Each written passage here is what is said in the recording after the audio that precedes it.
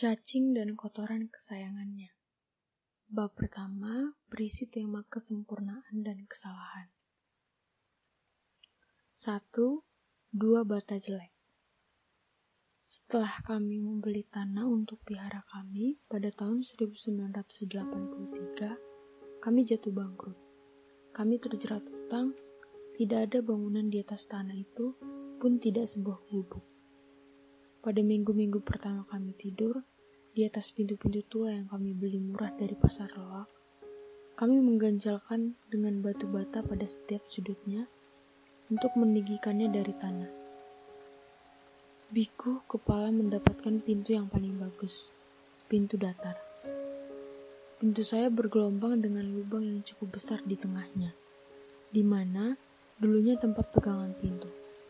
Saya senang karena gagang pintu itu telah dicopot, tetapi lantas jadinya ada lubang persis di tengah-tengah ranjang pintu saya.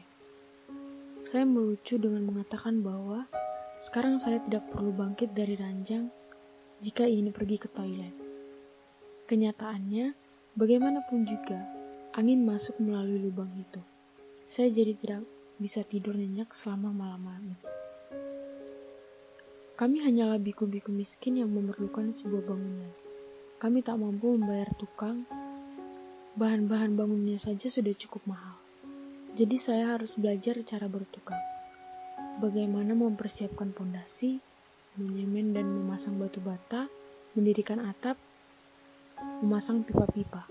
Pokoknya semuanya. Saya adalah seorang fisikawan teoritis dan guru SMU sebelum menjadi biku. Tidak terbiasa bekerja kasar. Setelah beberapa tahun, saya menjadi cukup terampil bertukang. Bahkan saya menjuluki tim saya sebagai BBC atau Buddhist Building Company.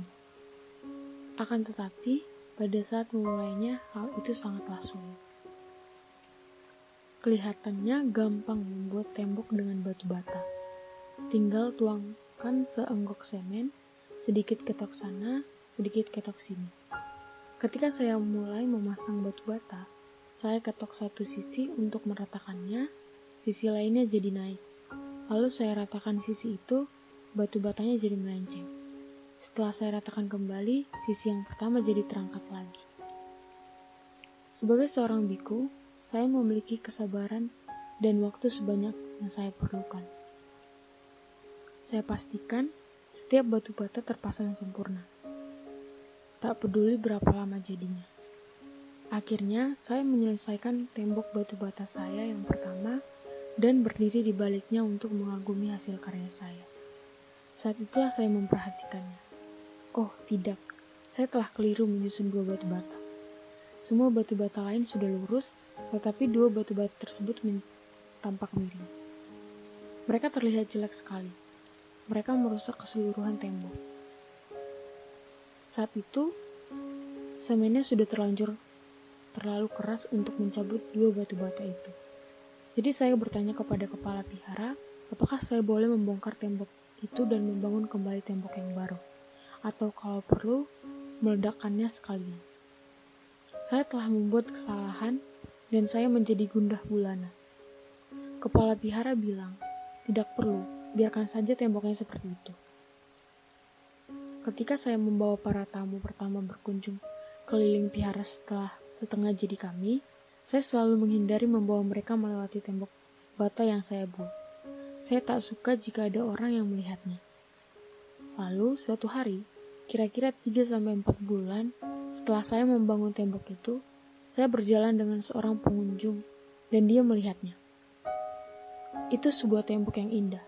Ia berkomentar dengan santainya. Pak, saya menjawab dengan terkejut. Apakah kacamata Anda tertinggal di mobil? Apakah penglihatan Anda sedang terganggu? Tidakkah Anda melihat dua batu bata jelek yang merusak keseluruhan tembok itu? Ucapan dia selanjutnya telah mengubah keseluruhan pandangan saya terhadap tembok itu. Berkaitan dengan diri saya sendiri dan banyak aspek lainnya dalam kehidupan. Dia berkata, ya, saya dapat melihat dua batu bata jelek itu. Tetapi saya juga dapat melihat 998 batu bata yang bagus. Saya tertegun. Untuk pertama kalinya dalam lebih dari 3 bulan, saya mampu melihat batu bata lainnya selain 2 batu bata jelek itu. Di atas, di bawah, di sebelah kiri, dan sebelah kanan dari 2 batu bata jelek itu adalah batu bata yang bagus. Batu bata yang sempurna. Lebih dari itu, jumlah batu bata yang terpasang sempurna jauh lebih banyak daripada 2 batu bata jelek itu. Sebelumnya, mata saya hanya terpusat pada 2 kesalahan yang telah saya perbuat.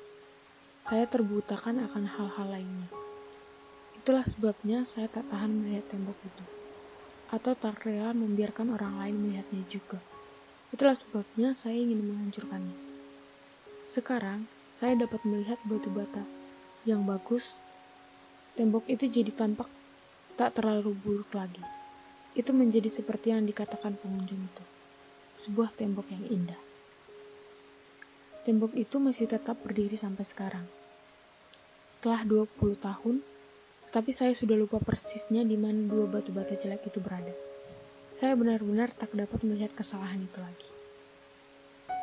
Beberapa banyak orang yang memutuskan hubungan atau bercerai karena semua yang mereka lihat dari diri pasangannya adalah 2 bata jelek.